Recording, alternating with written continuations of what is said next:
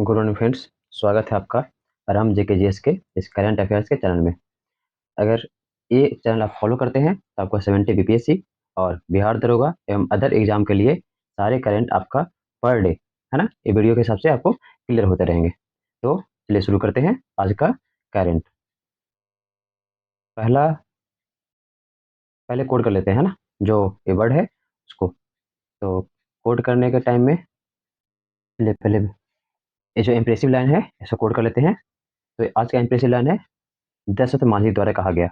और ये हमारे बिहार के बहुत प्रसिद्ध व्यक्ति और बहुत बेहतरीन व्यक्ति रहे। चलिए, इन्होंने क्या कहा, जब मैंने पहाड़ तोड़ना शुरू किया तब लोगों ने मुझे पागल कहा, लेकिन इससे मेरे निश्चय, है ना, इससे मेरे मन पर कोई प्रभाव नहीं पड़ा और उन्होंने मेरे दृढ़ निश्चय, है ना, हमारे अंतर आत्मा को और मजबूत कर दिया है। इसीलिए मैं ये कार्य और बहुत बेहतरीन तरीके से कर पाया हूँ। देखिए, जब आप कभी भी आप नए चीज़ें शुरुआत करेंगे तो बहुत लोग कहेंगे नहीं होगा, ये होगा, है ना। तो लेकिन इससे घबराना नहीं है। आप अपना शुरुआत कीजिए और बहुत अच्छे तरीके से आप अपने काम को ईमानदारी पूर्वक कीजिए, आपको सफलता अवश्य मिलेगी, है ना। ये दशरथ मांझी द्वारा बहुत अच्छी बात कही गई है। चलिए अब बढ़ते हैं अगले क्वेश्चन की तरफ, है ना, पहले क्वेश्चन की तरफ। तो पहला क्वेश्चन है कि भारत के आयात में चीन की हिस्सेदारी कितनी है। आयात में पूछ रहा है, भारत के आयात में, है ना। भारत से जो चीन है कितना आयात करता है।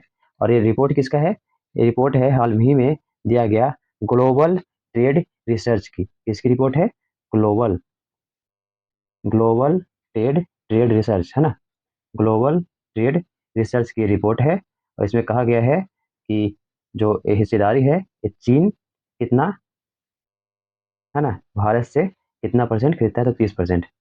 और ये 2023-24 का डाटा है, 2023-24 का ये डाटा है। चलिए अब बढ़ते हैं अगले क्वेश्चन की तरफ। अगला जो क्वेश्चन है, इंदु लेखा पेंटिंग बहुत ही फेमस पेंटिंग है। अगर इसके लिए आप ज़्यादा जानकारी चाहते हैं तो आप इंटरनेट पे सर्च मार लीजिएगा इंदु लेखा पेंटिंग क्या है जो। और ये राजा रवि वर्मा द्वारा बनाया गया था। और राजा रवि द्वारा वर्मा है कौन, तो बहुत बेहतरीन पेंटर रह चुके हैं। इनका जन्म हुआ था 1848 में। ध्यान रखिएगा, इनका जन्म कब हुआ था, 1848 में। और इनका जो है 176वां, सॉरी, हाँ 176वां, है ना, जन्म दिवस मनाया जा रहा है। और बहुत ही बेहतरीन परिवार में इनका जन्म हुआ है। चलिए, इसलिए इस पेंटिंग का खास वजह यही है, इनके जन्म दिवस पर इस पेंटिंग को ऑक्शन में लाया गया। ऑक्शन मतलब जहाँ पर बिक्री होती है पेंटिंग की और भी चीज़ों की, है ना, इसको बोलते हैं ऑक्शन। चलिए पढ़ते हैं अगले क्वेश्चन की तरफ। अगला जो क्वेश्चन है वो है, हाल ही में किसने, है ना, किसने G7 बैठक में भारतीय पीएम, देखिए भारतीय पीएम को आमंत्रित किया है। वो है इटली के पीएम। कौन है, इटली के पीएम। और सबसे पहले जानते हैं G7, है ना। G7 एक व्यापारिक संगठन है। और व्यापारिक संगठन है और इसमें सारे लोग व्यापार से जुड़े हुए कितने 7 देश है। कितने देश, 7। और कौन कौन, तो 7 देश देख लेते हैं कौन कौन है। पहला कनाडा, दूसरा फ्रांस, तीसरा जर्मनी, चौथा इटली, है ना, जो इटली के पीएम है वो। फिर पांचवा जापान, है ना, फिर यूएसए, और एक और हो गया यूके, है ना, यूनाइटेड किंगडम। ये 7 देश हैं जो G7 के हिस्सा हैं। भारत G7 का हिस्सा नहीं है, लेकिन इस बार उसे उन्हें आमंत्रित किया गया है। और किनकी तरफ से, इटली के पीएम की तरफ से आमंत्रित किया गया है। चलिए अब बढ़ते हैं अगले क्वेश्चन की तरफ। अगला जो क्वेश्चन है, वित्तीय वर्ष, है ना, वित्तीय वर्ष की बात कर रहे हैं। 2023-24 में कितने पेटेंट, है ना, पेटेंट होता क्या है, सबसे पहले पेटेंट समझ लीजिए। पेटेंट एक तरह से अधिकार है। जैसे कोई भी नया दवाई का खोज कर लिए या फिर फार्मूला खोज कर लिए, और वो पेटेंट अगर करवा लेते हैं सरकार के द्वारा, तो वो दवाई, अगर वो फार्मूला कोई दूसरा आपसे आपसे पूछे बिना नहीं बना सकता है। इसी को बोलते हैं पेटेंट। और वर्तमान में 2023-24 में कितना पेटेंट प्रदान हुआ है सरकार की तरफ से, किसकी तरफ से, सरकार की तरफ से कितना पेटेंट, तो 1.30 लाख, है ना, पेटेंट, जो बहुत बड़ी मात्रा है ना। और अब तक का सबसे ज़्यादा पेटेंट होने वाला ये वर्ष रहा है। चलिए अब आते हैं अगले क्वेश्चन में। अगला क्वेश्चन है, अंतर सरकारी वार्ता समिति चौथे सत्र का आयोजन कहाँ हुआ है?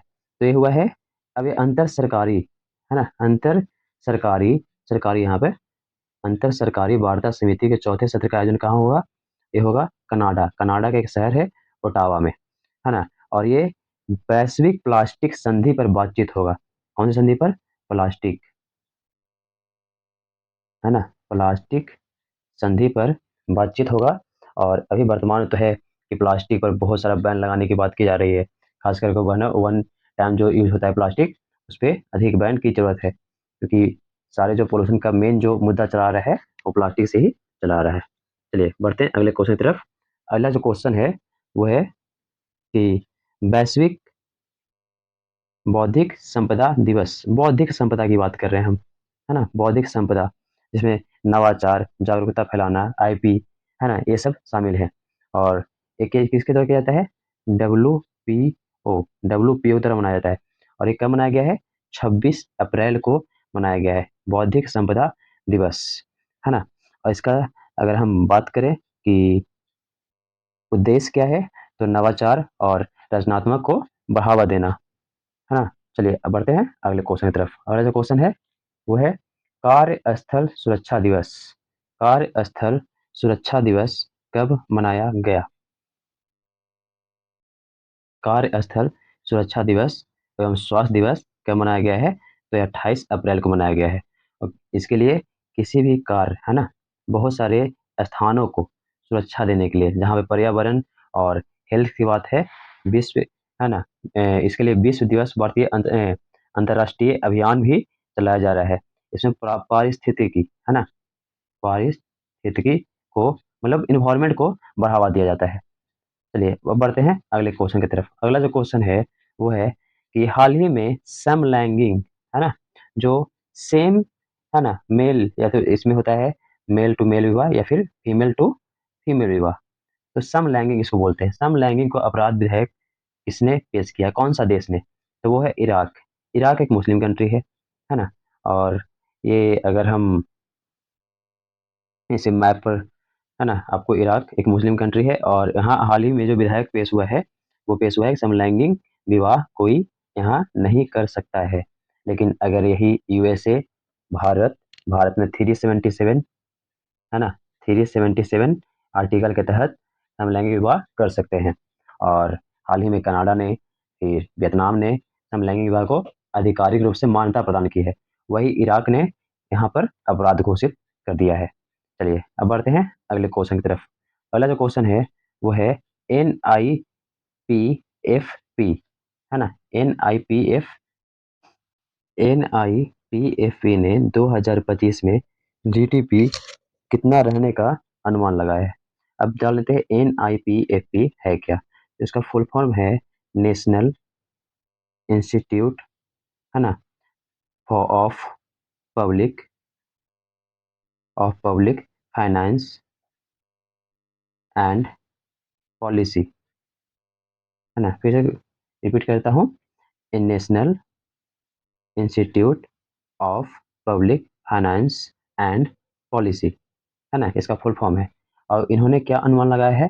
तो भारत का जीडीपी जो है 2025 में 7% रहने का अनुमान लगाया है।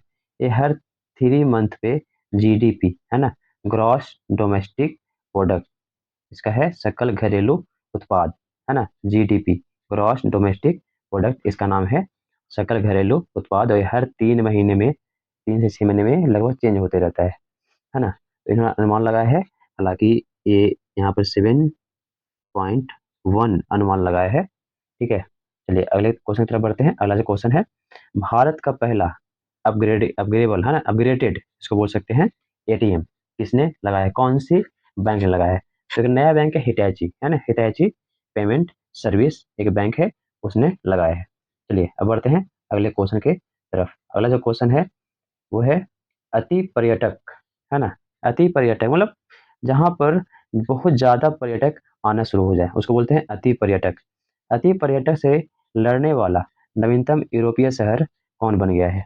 तो अति पर्यटक से लड़ने वाला नवीनतम यूरोपीय शहर बन गया है मिलान, है ना। अब देखते हैं कि, है ना, मिलान, अब मिलान किस देश में है? तो मिलान है इटली में, है ना। किस देश में है? मिलान है इटली में। और ये हाल फिलहाल में यहाँ बहुत अधिक पर्यटक आने के कारण यहाँ जो है अ, ये और मिलान जो है इटली की राजधानी लोमाटी क्षेत्र में ये पड़ता है मिलान, और यहाँ बहुत अधिक पर्यटक आने के कारण इस क्षेत्र में कुछ जगह पर प्रतिबंध भी लगा दिए गए हैं। चलिए अब बढ़ते हैं अगले क्वेश्चन की तरफ। अगला जो क्वेश्चन है, जीना जास्ट, है ना, ये एक व्यक्ति का नाम है और एक महिला है। क्या है? महिला। सबसे पहले तो जान लेते हैं, ये महिला है जीना जास्ट। एक कैम्ब्रिज शिक्षक पुरस्कार मिला है, और ये भारत के किस राज्य से बिलोंग करती है? तो केरल राज्य से बिलोंग करती है ना।